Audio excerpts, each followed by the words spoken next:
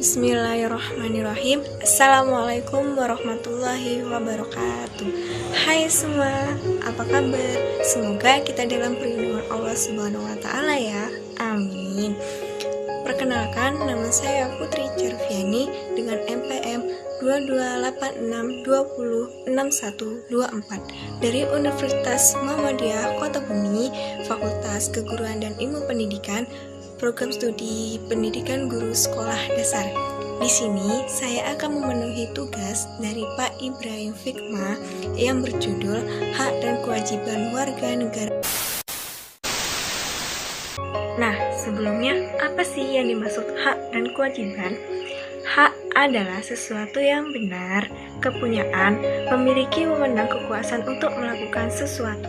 Karena telah ditentukan oleh undang-undang atau peraturan lainnya, kekuasaan yang benar untuk menuntut sesuatu, kekuasaan yang benar atas sesuatu. Menurut Profesor Notonegoro, hak adalah kekuasaan untuk menerima atau melakukan sesuatu semestinya diterima atau dilakukan semata-mata oleh pihak tertentu dan tidak dapat dilakukan oleh pihak manapun, juga untuk dapat ditentukan secara paksa olehnya. Apa yang dimaksud kewajiban?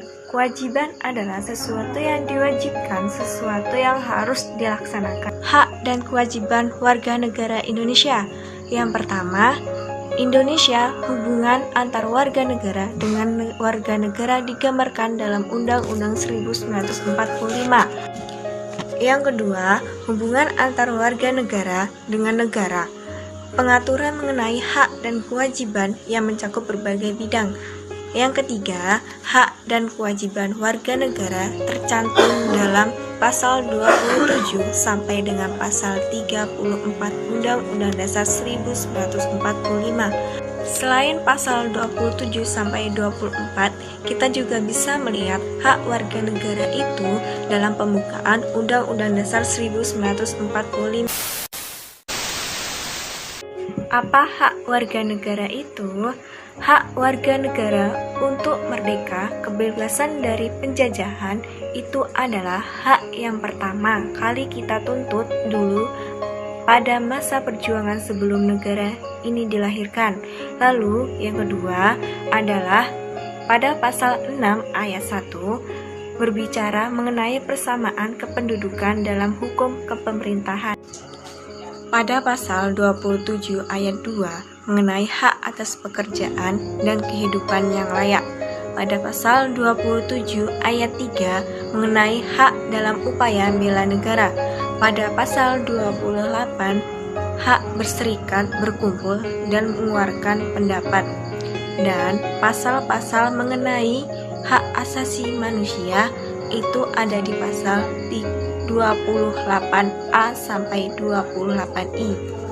Dan hak untuk memeluk suatu agama dan keyakinan ada di pasal 29. Hak warga negara dalam Undang-Undang Dasar 1945. 1. Pembukaan Undang-Undang Dasar 1945. Hak warga negara untuk merdeka dan bebas dari penjajahan.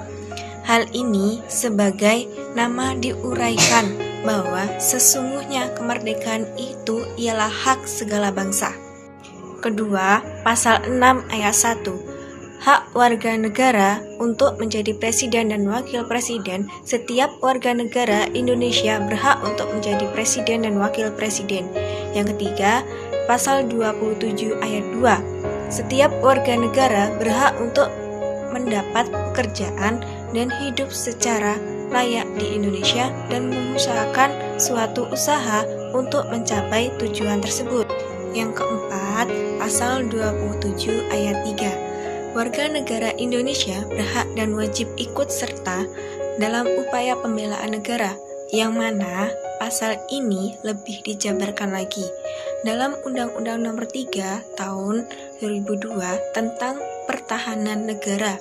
Jadi, pasal 9 ayat 1, warga negara berhak dan wajib ikut serta dalam upaya bela negara yang diwujudkan dalam menyelenggarakan pertahanan. Pasal 9 ayat 2 keikutsertaan warga negara dalam upaya bela negara, sebagaimana dimaksud dalam ayat 1, diselenggarakan melalui A. Pendidikan kewarganegaraan, B. Pelatihan dasar kemiliteran secara wajib, C. Pengabdian sebagai prajurit TNI secara sukarela atau secara wajib, D. Pengabdian sesuai dengan profesi.